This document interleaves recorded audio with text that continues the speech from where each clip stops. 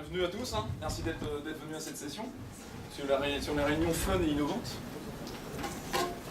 Thierry, tu t'introduis quelque chose? Ouais, juste, merci à François. On s'était dit dans le cadre du partenariat qu'on a avec la cantine numérique qu'il y a certains sujets qui pourraient être sympas. Et puis c'est vrai que souvent j'entends dire au 514 qu'il y a beaucoup de réunions à droite à gauche. Et puis parfois elles sont pas super bien animées. Voilà, donc on s'est dit tiens, ça pourrait être un sujet sympa. Puis François a dit bon coup, on y va. Quelques petites astuces et quelques clés pour animer d'une façon peut-être un peu plus ludique, un peu plus fun, aussi bien pour l'animateur que pour les participants à la réunion. Voilà. Tout à fait. Un grand merci François. Merci à vous, merci de m'accueillir. On peut s'applaudir, ça va énergiser la salle. Déjà si vous faites ça en entrée de réunion, c'est pas mal. Alors, on va voir justement l'animation de réunion fun et efficace. Alors là, c'est du PDF, vous pourrez l'avoir en ce PDF. Normalement, je devais le projeter sur mon Mac, et donc j'aurais eu un retour écran, mais là, j'ai pas parce que, comme un imbécile, j'ai oublié mon chargeur. Donc, c'est des choses qui arrivent. Donc, une chose à faire avant une réunion, c'est de prévoir l'imprévu, et donc prévoir notamment de charger sa batterie si jamais c'est nécessaire. Donc, je me présente, je m'appelle François Amis. J'ai créé une société qui s'appelle Novup, qui est spécialisée dans l'agilité, la facilitation et l'UX design. Donc je pense que l'agilité, ça doit vous parler chez SNCF, parce que je sais que vous êtes pas mal sur les méthodes agiles en ce moment. Et puis vous devez avoir dans vos murs des facilitateurs, des gens qui viennent animer des ateliers. Vous en faites déjà, j'imagine? Pas mal au sein de la DSI Voyageurs, D'accord. C'est quand même quelque chose qui est institué.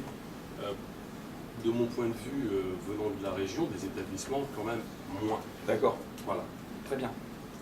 Alors ce que je vais vous donner comme petites astuces là, c'est plein de choses qui viennent de l'agilité justement, de la facilitation et du monde de l'animation socio-culturelle. Vous savez qu'en fait, un cadre moyen en France passe 16 ans de sa vie en réunion. Alors 16 ans c'est long, c'est le temps qu'il nous faut pour devenir adolescent. Vous vous rendez compte que vous passez 16 ans de votre vie dans une réunion. Donc si la réunion est chiante, j'aime autant vous dire que vous perdez 16 ans de votre vie. Tiens, c'est bon. Donc du coup, en gros, les Anglais ont un terme pour ça, ils disent « meeting sucks ». Donc en fait, les réunions, ça embête tout le monde. Donc il faut faire autrement. En général, quand on parle de réunion et qu'on parle de support de réunion, on pense à un truc. Qu'est-ce qui vous vient tout de suite en tête, c'est quoi? PowerPoint.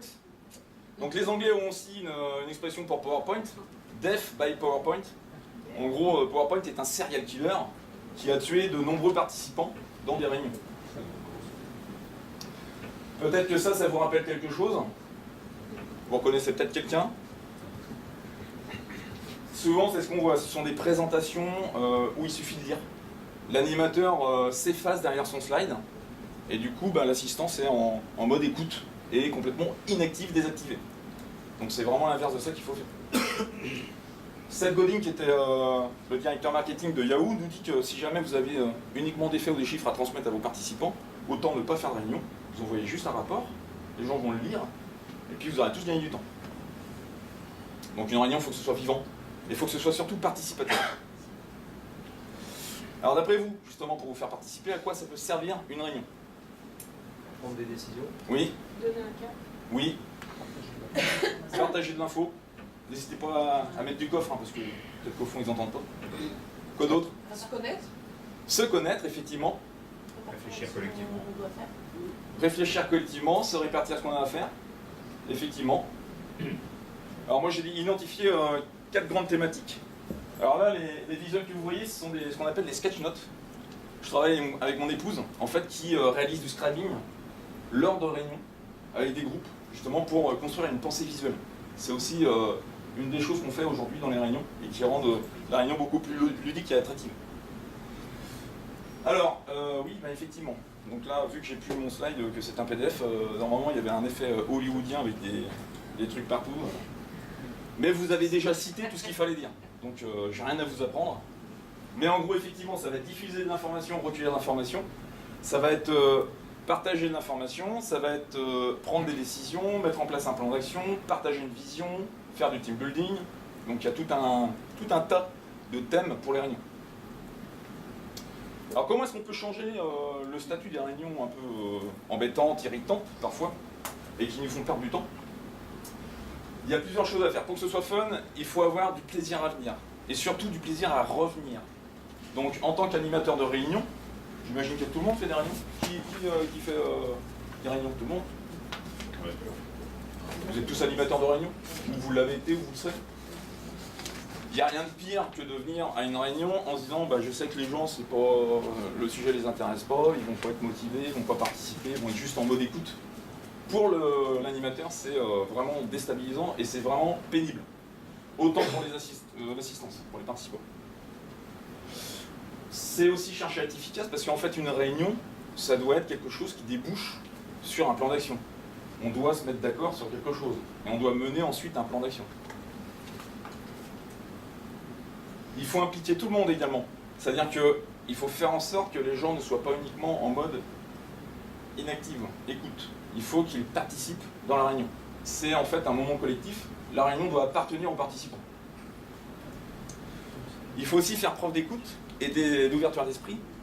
C'est une des bases de l'intelligence collective. Quand on est tout seul, on pense à quelque chose, c'est notre propre point de vue. Par contre, quand on travaille à plusieurs, l'intelligence collective fait qu'on va avoir d'autres idées, qu'on va travailler des concepts beaucoup mieux. Et donc, c'est une force. Et il faut favoriser la créativité, puisque finalement, la réunion, ça doit être un lieu où on est créatif. Il faut trouver des idées. D'accord? N'hésitez pas à me poser des questions, c'est un échange interactif. Vous me posez quand vous voulez, je suis là pour vous. Donc je vous donne quelques conseils. D'abord, c'est de démarrer positivement. Par exemple, vous pourriez demander à chacun de donner une chose qui lui est arrivée de positive la semaine passée. Quelqu'un qui l'a aidé, une belle réussite, une surprise, quelque chose qu'il a appris. Ou autrement, un icebreaker. J'en parlerai un petit peu plus tard. Un icebreaker, c'est quoi? Qui sait ce qu'est un icebreaker? C'est un brise-glace. Quoi d'autre? Je vois que vous parlez anglais, vous êtes anglophone. On partage pour initier une réunion. Ouais, tout à fait. Pour se défendre. Oui, c'est ça, voilà, c'est lâcher de l'énergie, connecter les gens entre eux, et surtout connecter au sujet. Un icebreaker, c'est une petite session de démarrage qui va permettre en fait d'énergiser une salle, ou alors de rentrer dans le thème. Si c'est un thème créatif, vous trouverez des icebreakers créatifs. Je vous en parlerai un peu plus tard. Mais en tout cas, c'est connecter les gens. Changer les postures aussi. C'est quoi une réunion aujourd'hui? C'est ça, une réunion. On est assis, et souvent, autour de quoi? Autour d'une table. Une table, en fait, ça sert à quoi? Ça sert à poser une tasse. Ça sert à cacher les mains. Et surtout, les SMS qu'on est en train d'écrire. Parce que c'est chiant. Ça sert à faire des duos de bavards. Donc en fait, il faut changer de posture. Le mieux, c'est de trouver des façons différentes de faire la réunion. C'est-à-dire, on peut le faire en marchant. On peut le faire en faisant des learning expeditions. C'est-à-dire, on va voir d'autres services. On se balade comme ça de service en service. Et puis on apprend des choses. On discute en même temps sur la thématique. Ça peut être carrément en faisant du sport. Hein, c'est bon pour la santé. Un petit gainage, là. Hop. Vous pouvez aussi faire des sessions où, pendant la réunion, pour réactiver les participants, vous demandez à tous de se lever et puis de se secouer les jambes, de sautiller, de faire des moulinets avec les poignets, etc. Parce que bien souvent, les réunions durent longtemps. Ça, c'est un autre sujet dont je vous parlerai. Il ne faut pas que ça dure longtemps pour que ce soit efficace. Donc, l'économie d'étape, c'est vraiment une bonne idée. Donc, par exemple, faire une réunion debout. Si vous regardez un peu comment travaillent les équipes dans les projets agiles, en général, vous les voyez faire des points de synchronisation, ce qu'ils appellent les daily meetings. C'est tous les jours, en fait, ils se réunissent sur un temps très court, 15 minutes maximum, et ils sont debout. Et chacun doit répondre à 3 questions. C'est qu'est-ce que j'ai fait la veille, qu'est-ce que je compte faire aujourd'hui, quelles sont mes difficultés. Ce qui fait que le collectif a une vision partagée de ce qui se passe dans le projet. Et en étant debout, on n'a pas envie de rester très longtemps. Du coup, on va directement à l'efficacité. Ça vous parle tout ça? Des réactions? Ça sera de moins en moins possible. Avec l'âge de la retraite qui va plus loin, les gens à 60 ans. Bah oui, mais avec les exosquelettes, avec les déambulateurs, on va trouver des moyens. Je trouve que c'est bien, mais c'est pas effectivement adapté à tout type de réunion, parce que là, effectivement, dans le discours, on a l'impression que c'est toutes les réunions qu'on peut changer. la réunion d'information où là typiquement vous avez quoi, 15 personnes dans un daily meeting, si chacun passe même 5 minutes à expliquer, 5 minutes c'est pas beaucoup, ses difficultés, ce qu'il a à faire, déjà ça veut dire qu'il a que des actions au jour le jour et pas des actions long terme. Tout à fait. Donc déjà votre réunion, vous êtes obligé de faire une réunion pour le court terme, une réunion pour le moyen terme, une réunion pour le long terme. Donc du coup vous démultipliez la réunion. Et du coup pour un projet qui est en agile, où effectivement vous êtes vision court terme non-stop, et c'est pas les mêmes personnes qui sont dans la vision moyen ou long terme, c'est adapté. Par contre, entre guillemets, il y a tous les projets, ou enfin quel que ce soit DSI ou autre, ne sont pas en mode agile. Et du coup, c'est des choses qui sont difficiles à mettre en œuvre. Moi, j'ai essayé justement dans le cadre d'un projet qui avait 5 lots en parallèle avec des rythmes différents à faire des daily, on était 5, ça durait un quart d'heure et je sortais systématiquement frustrée parce que je n'avais pas de visibilité sur les actions. D'accord. Alors là, effectivement, ce dont je vous parlais, les meetings, c'est un moment d'équipe. Et les équipes en agilité, c'est des équipes qui sont assez petites. C'est 3 à 9 personnes maximum, selon le framework Scrum, qui est le cadre de travail le plus utilisé en agilité. Le daily meeting, en fait, est un point de synchronisation juste très court. Les personnes ne parlent pas plus de 1 minute, 1 minute 30. D'accord ? Elles vont direct à l'essentiel. Ensuite, les problèmes sont traités en dehors. Donc, c'est pas de la réunion fonctionnelle, de la réunion de résolution de problèmes. Il y a des instances qui sont faites pour ça aussi dans l'agilité, par exemple la rétrospective. En fin d'itération, quand vous avez passé un cycle, 2 à 4 semaines, c'est-à-dire au maximum tous les mois, vous faites un bilan d'équipe.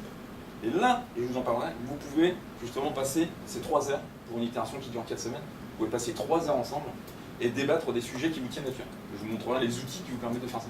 Donc effectivement, c'est pas adapté à tout. Mais même quand on fait du top-down, il y a des outils en fait pour rendre ça plus fun. Ne serait-ce que de demander aux participants qu'est-ce qui les intéresse. Et je vous montrerai un outil qui s'appelle le Link Coffee par exemple, qui vous permet, via un brainstorming, d'émettre des idées, de prioriser ce qui vraiment a de l'importance pour le groupe, puis de passer dans un mini-kanban à discuter, en cours de discussion, discuter, et d'aller très très vite sur les sujets. Chaque sujet va durer 8 minutes minimum, puis ensuite on lui donne une durée de vie supplémentaire qui divise le temps par 2 initial pour continuer la discussion, ce qui fait qu'on traite de 4 à 8 sujets dans 1 heure. Donc il y a des moyens très efficaces, même à plusieurs, de faire une réunion, et même si c'est du top-down ou juste de l'informatif.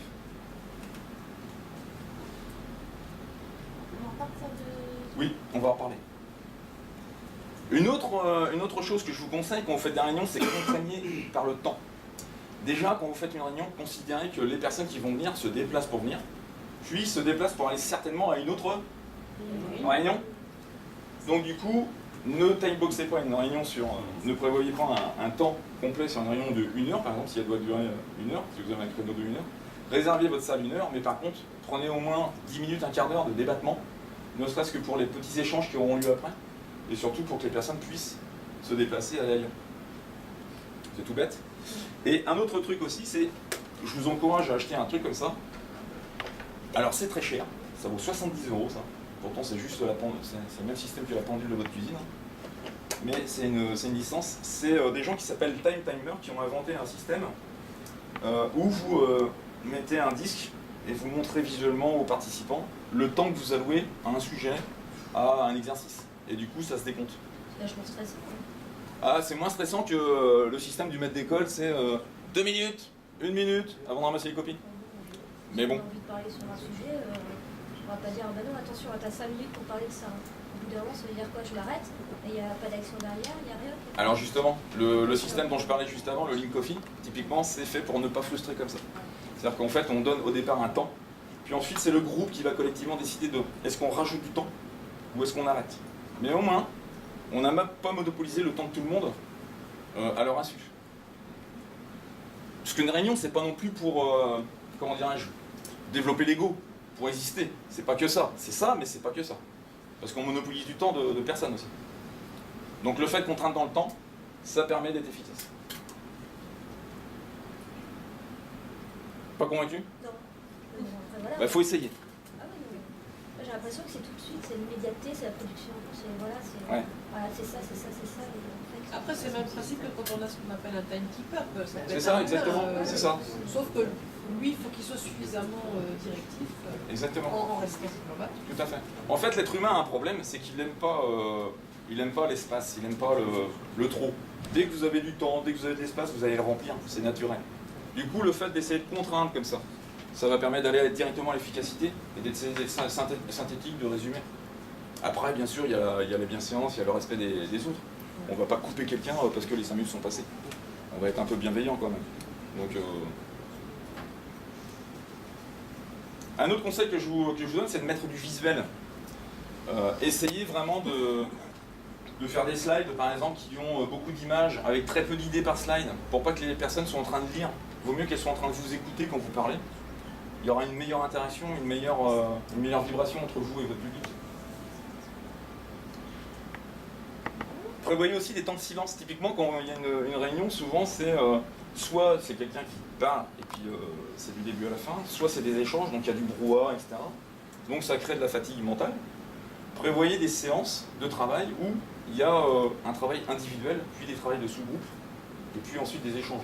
Ce qui fait que ça crée du silence, de la quiétude dans le lieu, et c'est bon pour la concentration, c'est bon pour l'implication.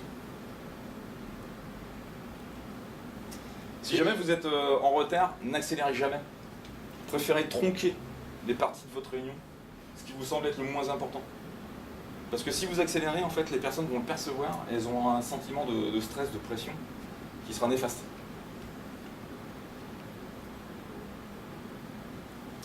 Et un autre truc aussi, avant de faire une réunion, buvez beaucoup d'eau et demandez à tout le monde de le faire. Alors là, c'est rigolo parce qu'en fait, c'est une étude très sérieuse qui l'a prouvé. Le fait d'avoir la vessie pleine nous fait prendre des décisions très rapidement. Et souvent les bonnes.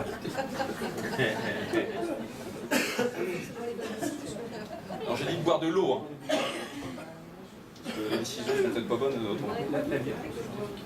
Ça peut être efficace, mais pas plus de 1 ou 2 quoi. Puis ça dépend de quelqu'un. Et surtout, quand vous êtes un animateur de réunion, soyez un facilitateur. C'est pas vous qui avez la science infuse, vous venez, vous invitez des gens, ne leur faites pas insulte à leur intelligence, profitez justement de leur intelligence. Animez simplement un groupe, vous prévoyez un déroulé que vous leur avez envoyé, et puis ensuite vous animez juste le groupe. Et vous êtes vous-même participant. Des questions là-dessus? Non? Alors je vais vous montrer des bonnes pratiques. Une des bonnes pratiques qui vient de l'intelligence collective, c'est le principe un plusieurs tous. En gros, en général, quand on fait travailler des groupes, c'est vrai en réunion, c'est vrai en atelier, il faut passer par 3 stades. Une réflexion individuelle, ce qui fait qu'on va obtenir la substante moelle de ce que pense chaque participant, sans être influencé. Puis, en sous-groupe, on va alimenter les idées, on va les challenger. Et enfin, tout le monde ensemble, on va partager, on va prendre des décisions. Essayez de rythmer ça dans vos réunions. Peut-être que vous le faites déjà d'ailleurs. Oui, très bien. Alors les 5 temps d'une réunion, c'est quoi? D'abord, on doit préparer sa réunion. Ça a l'air bête de le dire, mais c'est bien de le rappeler. Préparer la réunion, c'est-à-dire qu'il faut qu'on ait un objectif. Et si on a un objectif, il faut qu'on le communique à nos participants aussi, pour qu'ils sachent à quoi ils vont être mangés. Ensuite, il faut créer une connexion, donc les icebreakers sont là, hein. On peut énergiser la salle en faisant applaudir, en se connectant sur un sujet via des cartes, via du jeu, ce qu'on veut. Ensuite, pendant, c'est vous focussez tout sur les échanges, hein. Basez tout sur les échanges, pas sur juste de l'information descendante. En fin de réunion, il faut de la décision, il faut un plan d'action pour que ce soit efficace et que ça serve, et que les gens aient envie de revenir, hein, qu'ils n'aient pas perdu leur temps en fait. Et après, surtout, vous devez faire un suivi. Puisqu'il y a un plan d'action qui en sort, il doit y avoir un suivi, il faut que ça avance. C'est pas du contrôle, c'est pas du flicage, c'est juste du suivi, ce qui veut dire qu'en fait, s'il y a des problèmes, vu que vous étiez l'instigateur de la réunion, vous êtes aussi en support des gens qui ont participé à la réunion.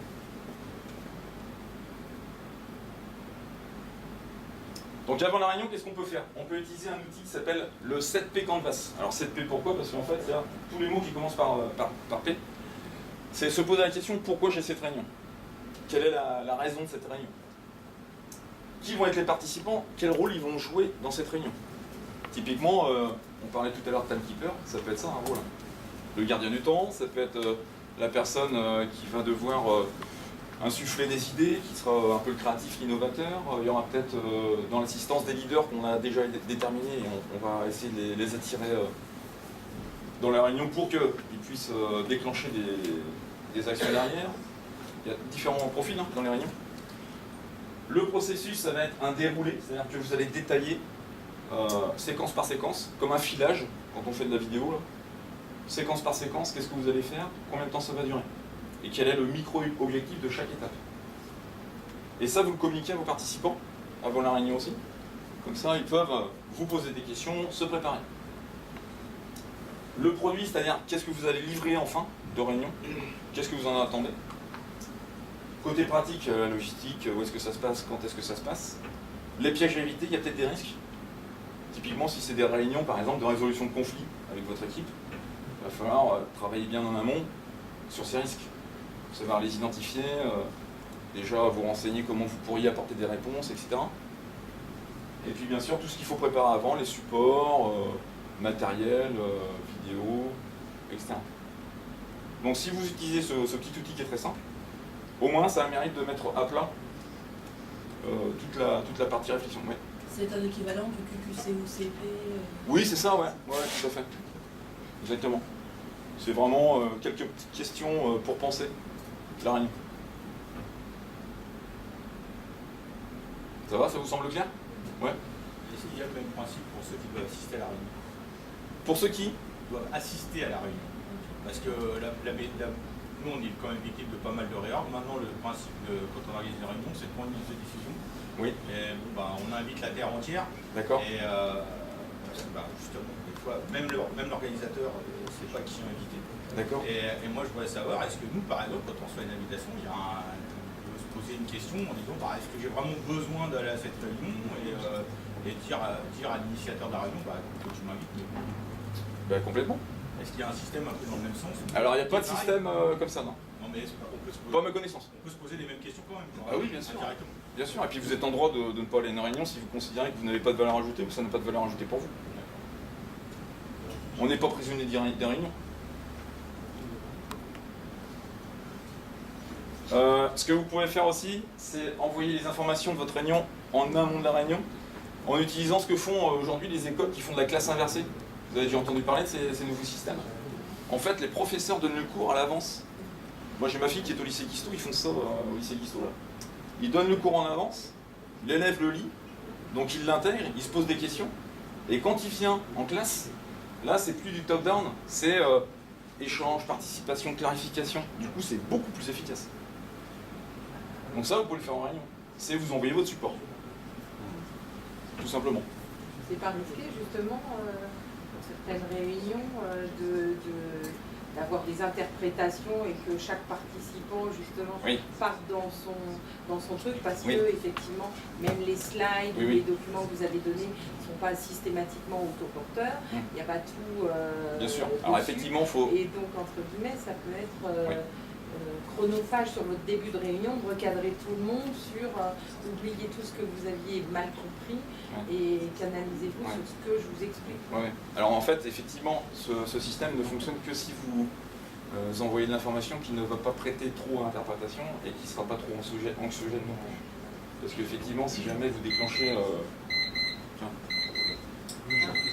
ça fait un petit bruit.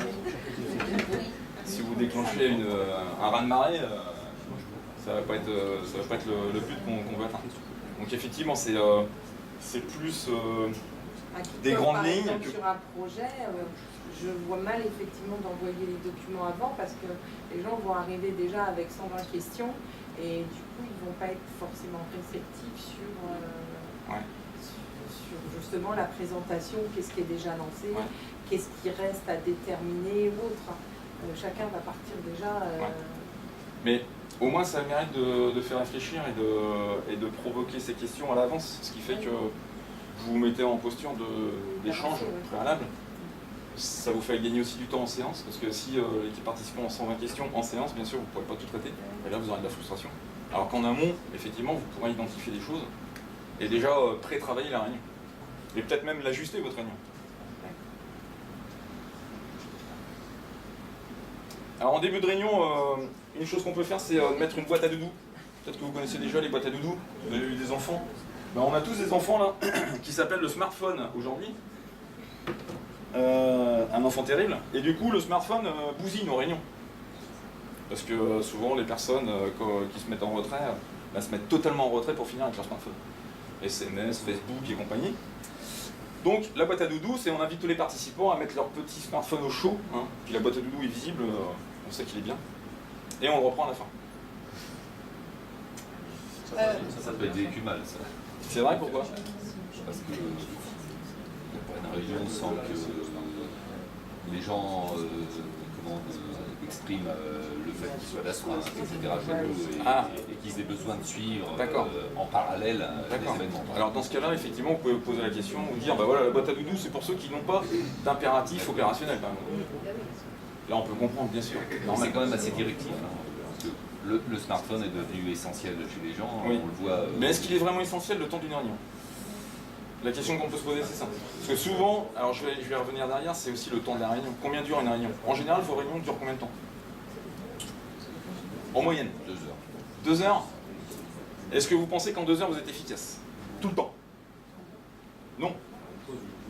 Est-ce que vous pensez que ce serait mieux de faire des réunions, par exemple, d'une demi-heure?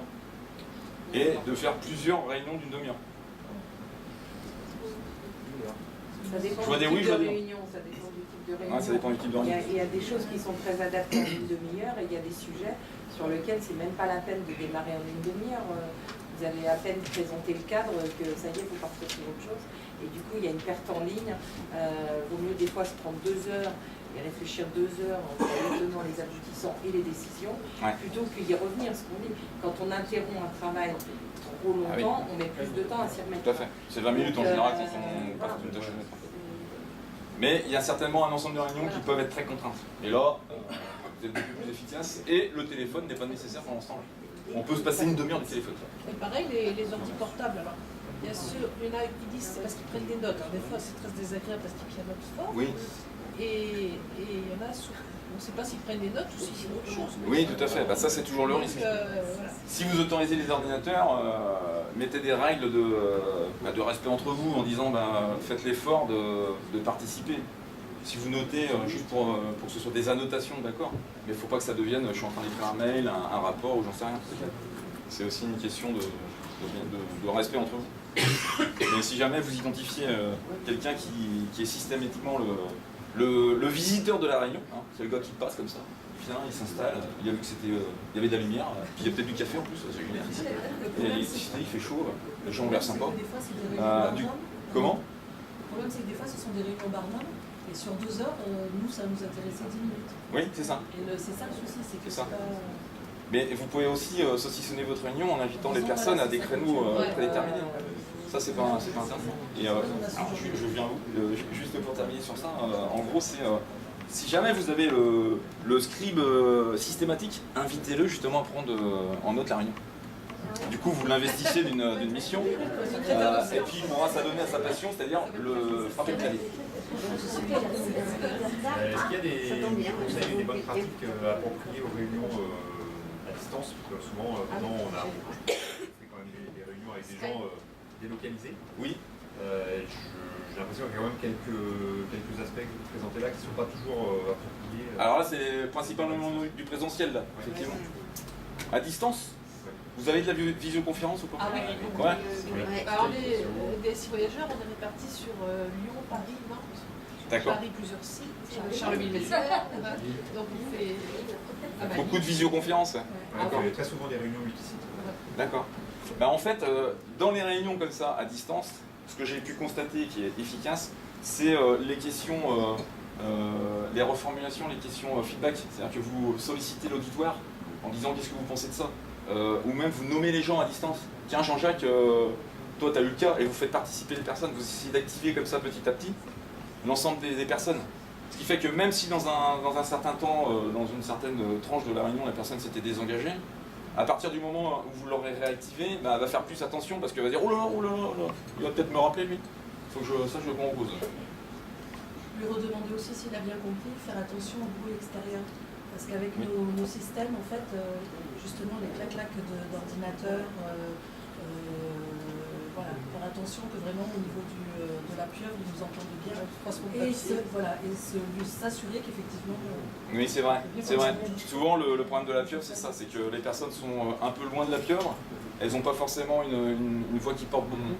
Du coup, c'est inviter les personnes justement à se rapprocher ou à parler plus fort. Et s'assurer qu'ils entendent. Et s'assurer qu'ils ont entendu. Ouais. Mais sinon, ce que vous pouvez faire, c'est si vraiment vous savez qu'il y a des personnes qui ne sont pas très actives en général dans les réunions, c'est de prévoir un moment dans le déroulé de réunion. Je vais interpeller un tel, je vais poser la question à un tel. Mais pour ne pas prendre les gens par surprise, vous leur annoncez, vous leur dites tiens, j'ai envie que tu participes, que tu nous fasses un retour d'expérience là-dessus, que tu nous éclaires sur un point, j'aimerais bien que tu... Et du coup, bah voilà, vous avez intégré vos participants en tant qu'acteurs et non pas en tant que juste invités, quoi. Si je peux me permettre, oui, de prévoir un temps de connexion pour les réunions à distance qui bien souvent mange déjà un bon quart d'heure sur la réunion. Oui, c'est vrai, exactement, tout à fait, tout à fait. Alors, vous avez des outils qui viennent aussi de la facilitation de l'agilité qui vous permettent d'intégrer et de faire rentrer vos invités, vos participants dans la réunion. C'est par exemple l'arbre à personnage. C'est un outil en fait qui est standardisé. Vous avez des postures et des expressions du visage. Et vous pouvez demander aux personnes leur ressenti sur un thème donné. Par exemple, sur le thème de votre réunion, je sais pas, c'est la réorganisation de la gare de Charleville-Mézières. Je sais pas s'il y a une gare. Oui. De toute façon, il y en a partout des gares. Et du coup, ils vont dire ouais, moi là, je suis complètement largué, j'y comprends rien à cette organisation. Du coup, les gens mettent des comètes en fait là où ils se sentent le plus représentés sur l'arbre à personnage. Et ça fait un support de discussion, un échange très simple. Et vous pouvez capter un peu l'état d'esprit de l'assistance par rapport au thème. Alors essayez de ne pas trouver des thèmes qui sont personnels. Comment vous vous sentez ce matin? Si le gars vient de se faire larguer, son chien vient de se faire écraser, vous venez de flinguer votre réunion. Donc choisissez un thème plutôt opérationnel dans la réunion. Donc l'icebreaker, je vous en avais parlé, donc ça peut être un icebreaker. Vous avez plein de types d'icebreaker, je ne pourrais pas tous vous les lister. Si vous êtes intéressé, je pourrais vous envoyer des fichiers Excel que j'ai où je liste tous les icebreakers. Par exemple, ça c'est le Dixit, le jeu Dixit en fait. Certainement que vous avez joué à ce jeu-là, pour certains. C'est quelque chose où on doit raconter une histoire avec des cartes qui sont très subjectives, très ésotériques, et qui peuvent nous faire voir un peu ce qu'on veut. Vous donnez la même carte à 40 personnes, vous aurez 40 idées différentes. Donc là, vous pouvez utiliser ça comme support. Tiens, bah voilà, le Dixit, qu'est-ce que tu penses de ça? Donc là, ça ressemble à ça, le Dixit. Hein. C'est des cartes comme ça. Vous voyez, là, il y a une coupe, alors on pourrait dire c'est le Graal, la coupe est pleine, j'en sais rien. Là, c'est les petits anges qui font un concert, donc là, c'est peut-être l'harmonie dans l'équipe. On est sur un petit nuage, j'en sais rien. Vous voyez, on peut trouver plein d'explications. Vous pouvez faire dessiner une pomme, faire représenter une pomme de 16 façons différentes, si jamais vous faites une séance de créativité. Les personnes doivent décliner la pomme. Donc certains vont forcément dessiner une vraie pomme, puis ils vont dessiner le logo d'Apple, puis vont dessiner une pomme pote, puis la pomme d'Adam, puis la pomme de main, et puis certains vont faire pom pom pom pom Beethoven, puis certains vont dessiner New York, la grosse pomme, etc. Vous voyez, ça permet vraiment de faire activer les neurones de votre équipe. Et en plus, ça les valorise. Il y a la même chose avec les trombones. Vous donnez à chacun un simple trombone et vous demandez 10 cas d'usage minimum du trombone. Et vous allez voir que les gens sont très créatifs. Ils vont avoir des tournevis, des choses pour ouvrir les cartes SIM, des cure-dents. Regardez l'état des dents parce que ça doit être noir. Donc voilà, vous pouvez faire plein de types de choses comme ça.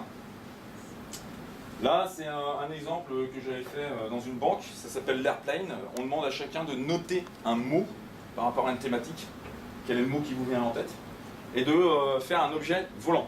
Un objet volant, ça peut être une boule de papier froissée, ça peut être un avion en papier, ça peut être plein de choses. Et en fait, les personnes se les jettent comme ça, on les ramasse, ça dure 2-3 fois, on les rejette, etc. Et à la fin, on dit « Ok, maintenant, qu'est-ce que vous avez ?» Et la personne qui a le mot, donc forcément quelqu'un d'autre, doit essayer de trouver une signification. C'est un autre exemple d'icebreaker. Pendant la réunion, donc je vous parlais tout à l'heure du Link Coffee, et c'est là où je reviens sur le Link Coffee.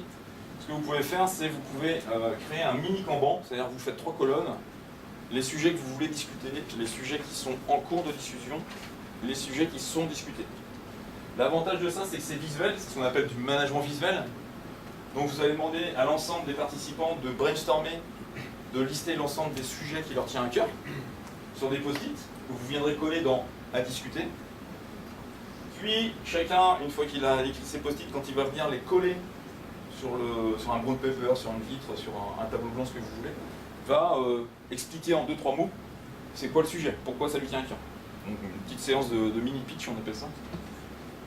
Ensuite, on va prioriser ça. Chaque sujet va être priorisé par groupe. On va donner 2 ou 3 gommettes à chacun, ou un point de feutre, ou un trait. Et puis, on va venir relire les sujets. On les a entendus puisque chaque personne a expliqué le sujet.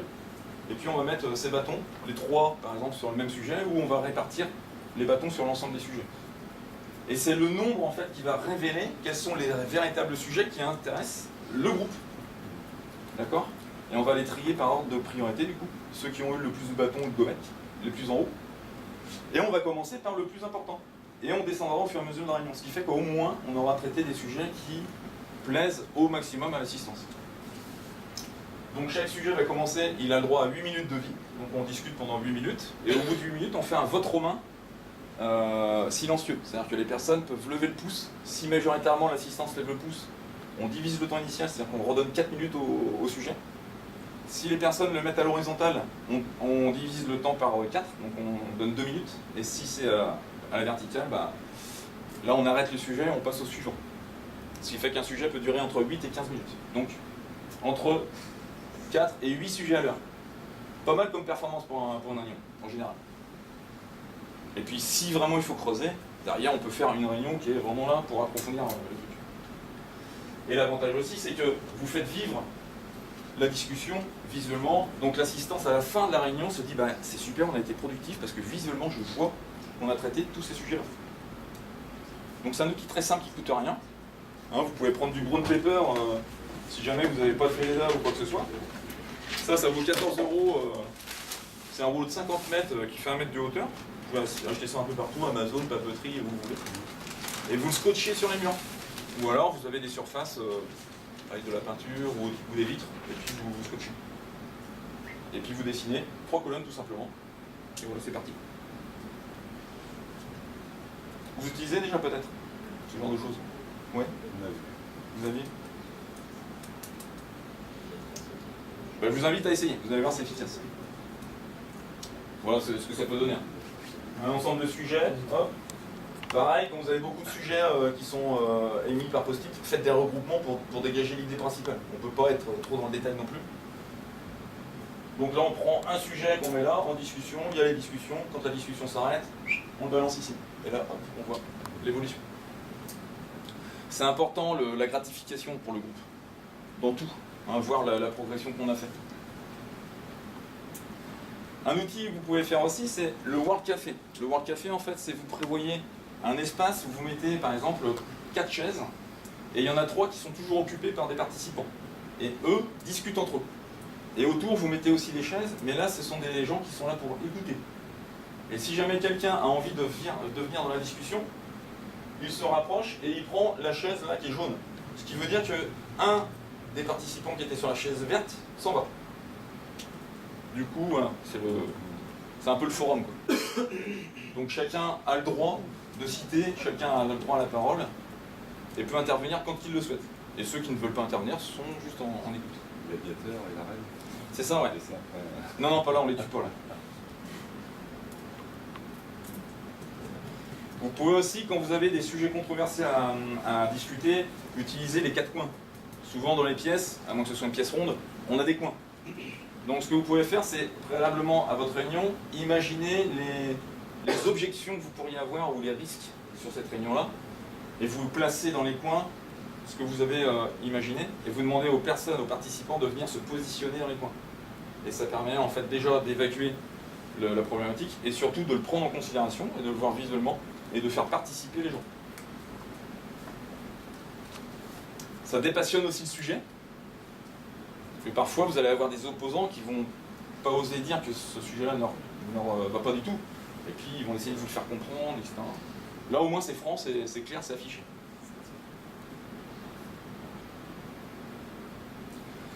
Et aussi, ce que vous pouvez faire, c'est utiliser le scribing. Le scribing, en fait, c'est vous inviter un facilitateur graphique qui va venir dans votre réunion et qui va représenter ce qui est en train de se dire. En gros, il va faire une fresque, des dessins. Donc ça mélange du texte et des visuels, des formes. L'avantage de ça, c'est que, 1, le groupe voit sa pensée en train de se construire, et 2, vous avez un résumé à la fin de la réunion.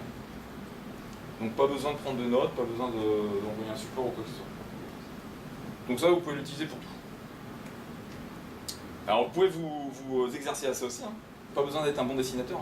Il suffit de connaître 5 formes: carré, rond, triangle, trait, point. Avec ça, vous pouvez tout dessiner. Un sous-marin, une maison, votre chat, ce que vous voulez. Le but n'étant pas d'être un graphiste hors pair, ici c'est de synthétiser une pensée et de la capter, et de la représenter correctement. Ça va? Des outils aussi que vous pouvez utiliser quand vous faites des réunions pour partager une vision, ça s'appelle le speedboat. Peut-être que certains d'entre vous l'ont déjà vu. On dessine un bateau, et puis on va dire qu'est-ce qui va souffler à l'arrière du bateau, qu'est-ce qui nous porte, nos atouts, nos forces. L'ancre, qu'est-ce qui nous freine là, qu'est-ce qu'on subit. Les petits requins, les rochers, quels sont les risques on pourrait identifier. Et puis l'île, c'est quel est l'objectif, la vision qu'on veut atteindre. Donc c'est visuel, c'est graphique, c'est fun, c'est sympa à faire en équipe. Alors c'est un outil qui peut être utilisé de deux façons, soit pour projeter une vision, donc avoir des gens qui s'impliquent, soit pour faire un bilan aussi, dire qu'est-ce qui s'est bien passé, qu'est-ce qui s'est pas bien passé, qu'est-ce qu'on n'a pas vu venir, et puis qu'est-ce qu'on peut mettre en place pour que ça se produise. Donc ça c'est un jeu agile, très classique. Vous avez aussi la même chose avec Buzz l'éclair. Vous pouvez dessiner Buzz l'éclair avec des météorites, des planètes, c'est le même système. Vous pouvez utiliser aussi ce qu'on appelle l'étoile de mer. Vous divisez une feuille en 5 en disant on va continuer de faire les choses qu'on fait bien, et peut-être les faire encore mieux. On va arrêter de faire des choses qui ne nous servent à rien, ou qui sont vraiment très très pénibles. On fait plus 2, c'est-à-dire qu'on augmente, on fait moins 2, on est obligé de le faire, donc, mais comment est-ce qu'on peut l'amoindrir? Et puis surtout, qu'est-ce qu'on pourrait essayer de faire? En quoi on pourrait tenter quelque chose, une expérimentation? Donc pareil, c'est avec des post-it, vous faites participer les gens.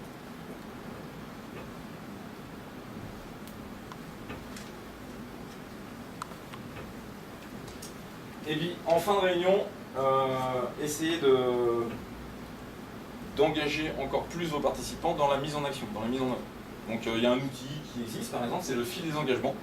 Chacun va noter ce qu'il peut faire dans le cadre de l'ensemble des actions que vous avez décidées en fin de réunion. Et on va l'afficher, on tire un fil avec des pinces à linge, et on affiche chaque engagement de chaque personne. Ce qui fait qu'après on l'emmène ailleurs, et puis c'est notre suivi d'action. Je l'ai vu sur Ardoise aussi. Sur Ardoise aussi, on peut le dessiner aussi. Vous pouvez utiliser un outil aussi qui s'appelle Remember the Future, se rappeler du futur, donc c'est un peu paradoxal. Mais en gros, on fait partir nos participants de la fin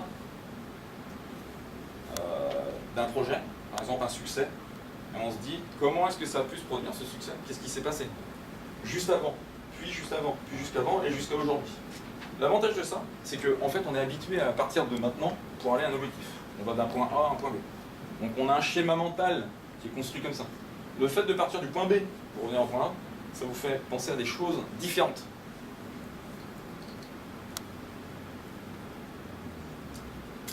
Et puis, n'hésitez pas à faire évaluer vos réunions par vos participants.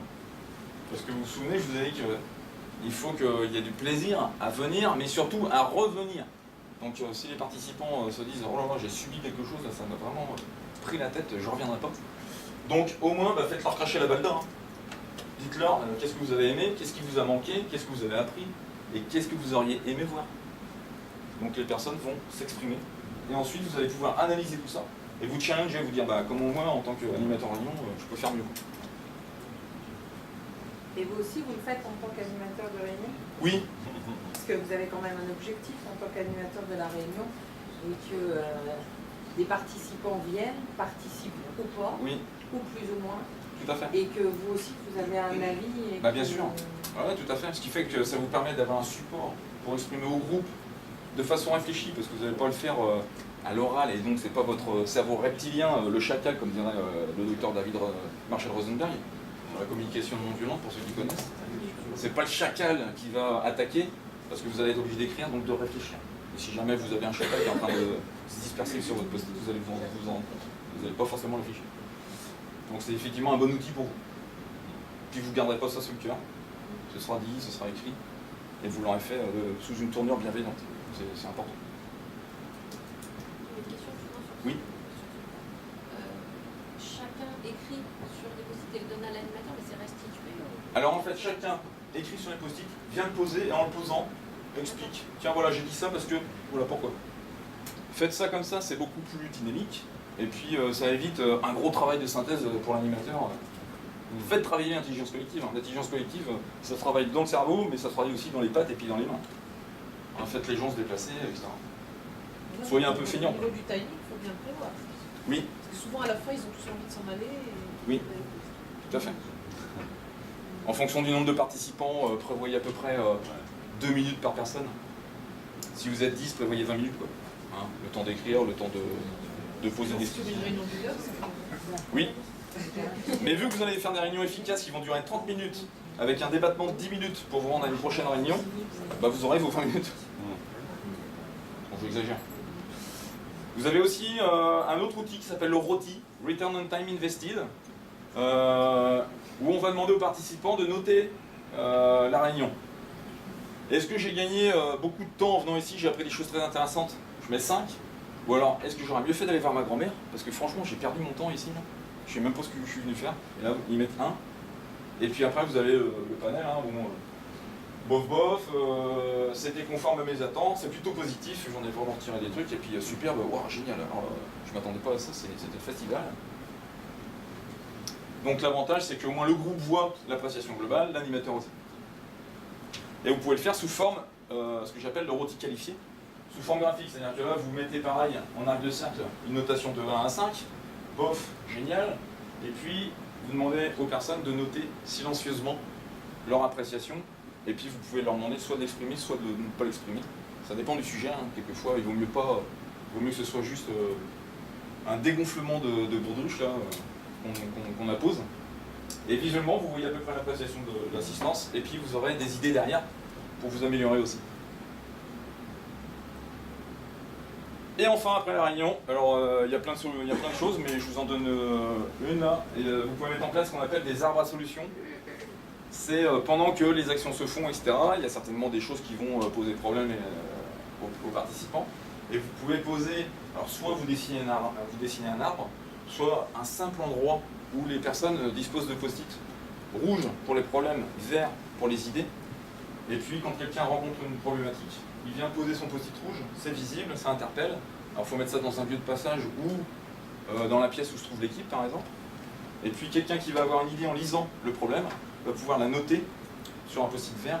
Et ensuite, la personne qui avait le problème, quand elle va voir qu'elle a son post-it vert qui est sur son post-it rouge, elle va dire ah, tiens super, je vais pouvoir regarder ce qui se passe et pouvoir contacter la personne pour lui dire tiens c'était quoi ton idée, ça m'intéresse. Il y a un groupe de vêtements qui s'appelle le groupe Beaumanoir, qui est à Saint-Malo, qui utilise un système un peu similaire, c'est-à-dire qu'en fait, quand il y a des réunions, l'ensemble du staff qui est réuni a des post-it à sa disposition, et s'il y a un sujet qui pose problème à l'un des participants, il peut le noter, en fait. Il le pose, on n'en parle pas du tout. Pas du tout. Les gens le lisent, et ensuite peuvent noter des idées. Tout le monde s'en va, personne n'en a parlé. Et la personne ensuite peut être contactée par les autres participants ou peut rappeler ceux qui auront mis des idées. Donc c'est des choses toutes bêtes qui ne prennent pas de temps, mais qui peuvent avoir vraiment beaucoup de valeur. Et ça sous-entend que pendant la réunion, les gens pendant qu'ils faisaient ça, ils n'écoutaient pas le reste. Ah non, pas du tout, parce qu'en fait c'est très rapide. Alors souvent, maintenant en plus ce qu'ils font, c'est ils le font à la pause. C'est-à-dire qu'en fait, une fois qu'il y a la petite pause, ils notent un truc. Mais même, hein, en général, c'est pas très long. On peut prendre 10 secondes pour noter, tiens, faut que je pense à noter ce sujet-là, et puis demander l'avis de mes collègues. L'intérêt, c'est faut que ça vive, parce que oui. faut pas que ça consiste. restent vitam ou vous les enlevez. Ah oui, tout à fait. Mais justement, en tant qu'animateur de réunion, vous êtes investi de la mission du suivi. Hein, vous êtes responsable du suivi. Hein, dans un groupe, il faut toujours responsabiliser les personnes. Ceux qui vont faire les actions, ils sont responsables de leurs actions. Vous êtes responsable du suivi. Bien sûr. Sinon, effectivement, à la fois prochaine, vous allez reparler du même sujet, quoi. Hein. C'est périmé. Bah oui. Voilà ce que je pouvais vous dire sur la réunion fun et innovante. Alors, c'est la surface visible de l'iceberg, hein, parce qu'il y a énormément de choses. Si ça vous intéresse, je vous invite à lire des bouquins comme Game Storming, qui sont plein de jeux agiles, plein de jeux de travail d'équipe, de team building, pour innover en réunion, être plus créatif, etc. Vous avez aussi ce qu'on appelle les Innovation Games, 20 pratiques agiles dans lesquelles vous allez trouver plein de choses intéressantes. Vous avez un bouquin qui s'appelle aussi Passer en mode workshop, qui est très intéressant pour faire des ateliers, et vous en tirez aussi des profits pour faire vos réunions. Et puis profitez des personnes qui sont au sein de la SNCF, qui font de l'agilité. C'est des gens qui sont très sensibles aux réunions, parce que dans l'agilité, en fait, on fait énormément de réunions finalement, mais des réunions qui se veulent productives et efficaces, et plutôt courtes.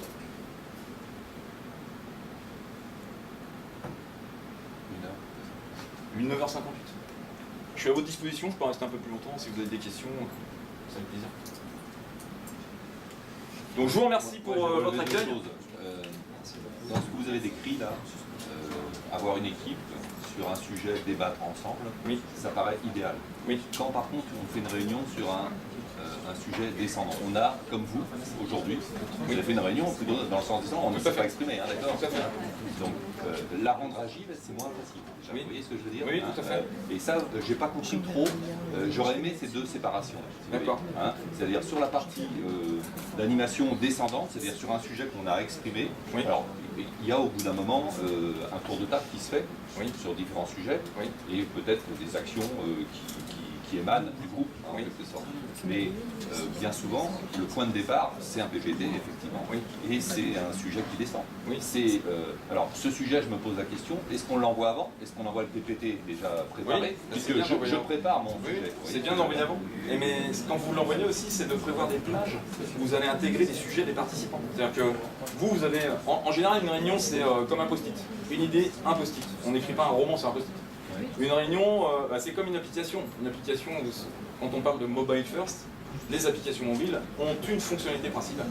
Donc une réunion doit avoir une thématique principale, puis peut-être éventuellement une ou deux secondaires, mais pas plus.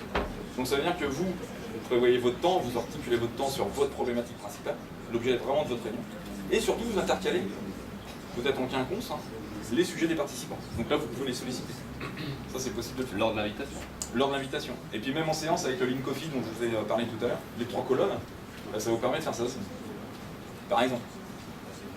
C'est pas un problème ça, parce que moi je l'invite par Outlook, et grosso modo je demande des sujets, ça revient pas forcément. Les gens participent. Alors si ça revient pas forcément, ce qu'on peut faire, et si on a les gens à côté, c'est d'aller les solliciter physiquement.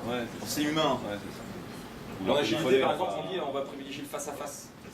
Clairement parce qu'on sait très bien que on est tous pris par nos préoccupations, puis quelque chose qui vous tient à cœur à vous ne tient pas forcément à cœur aux autres. Finalement c'est une intrusion dans leur vie qu'on fait. Une réunion aussi, c'est fait pour se voir, c'est fait pour communiquer et ça alimente le réseau aussi. Ah oui, tout à fait. Parce que j'allais dire, lorsqu'on ne se voit pas par téléconf et tout, ça tue les rapports.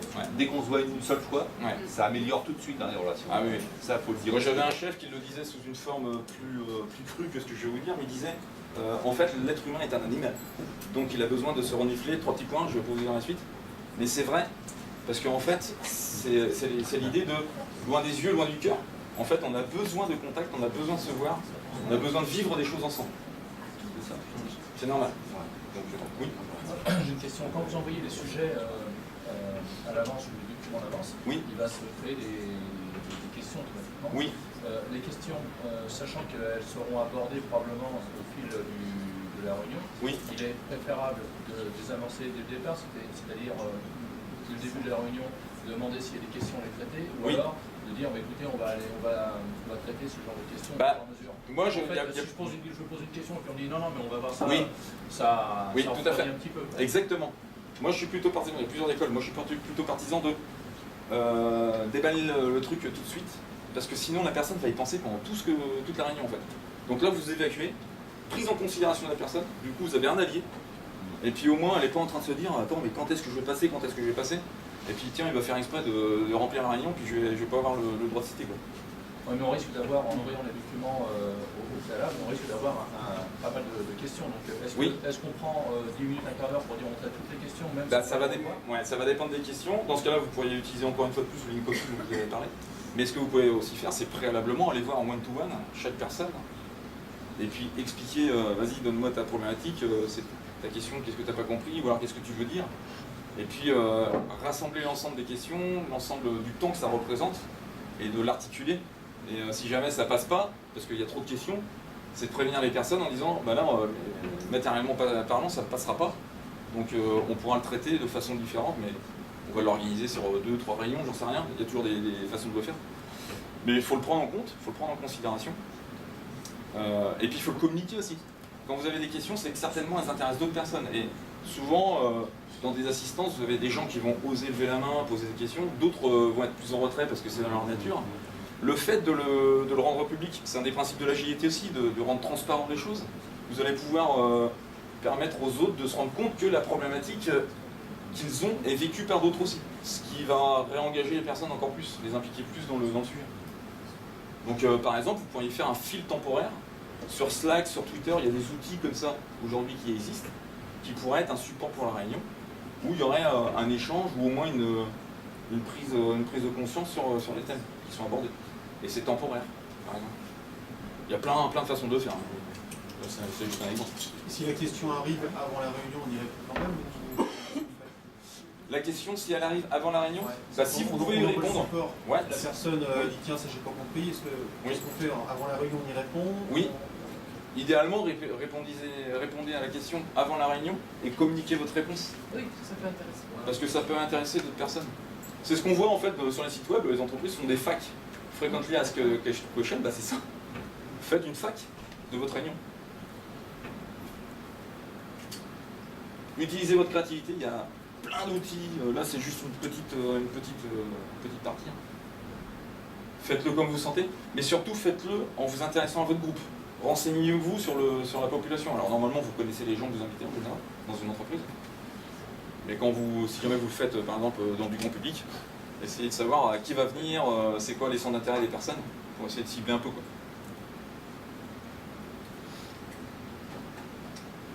D'autres questions? Il est 10h, 10h10. Merci. Super. Merci beaucoup. Est-ce que vous voulez faire un rôti, François? Un rôti? Ouais, tiens, un rôti, ouais. Hein, si vous mettez 1, c'est que vous auriez mieux fait d'être ailleurs. Ouais. 5, c'était génial. Avant, je disais, ouais, François est un dieu et tout, du coup, j'ai jamais de 5. Donc, je dis plus. Et puis 2, bon, j'ai appris des trucs, mais sans plus. 3, conforme à mes attentes. 4, j'ai appris des choses que je vais pouvoir mettre en œuvre et qui sont intéressantes. Et 5, je répète pas. Alors, attendez. On ne s'influence pas, je compte jusqu'à 3 et vous le faites tous en même temps. 1, 2, 3. Alors... Ben c'est pas mal, hein, ça fait une moyenne de 4 à peu près. Ouais. Ce que vous pouvez faire, c'est inviter les bornes, les extrémités. Ceux qui ont mis le moins, ceux qui ont mis le plus. Et puis ensuite, inviter tout le monde à partager. Mais là, on n'aura peut-être pas le temps de le faire. Mais en tout cas, voilà, j'espère que ça va vous servir et je vous remercie de votre accueil. Merci François. Merci.